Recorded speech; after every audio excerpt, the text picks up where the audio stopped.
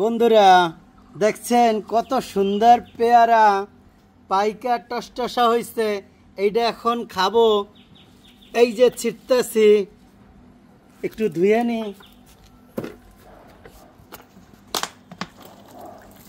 আমার গাছের পেয়ারা সেই স্বাদ কিন্তু।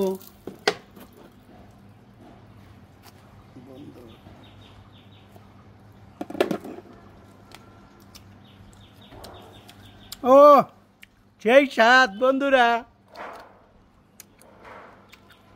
খাবেন? আপনাদের জন্য এই যে গাছ ভরা পেয়ারা রাখছি, সবাইরে খাওয়াবো ইনশাল্লাহ। সবাই শুধু দোয়া করবেন, বেশি বেশি ফলের গাছ লাগান, দেশি ফল খান এবং সুস্বাস্থ্য গড়ে তুলুন। টাটা।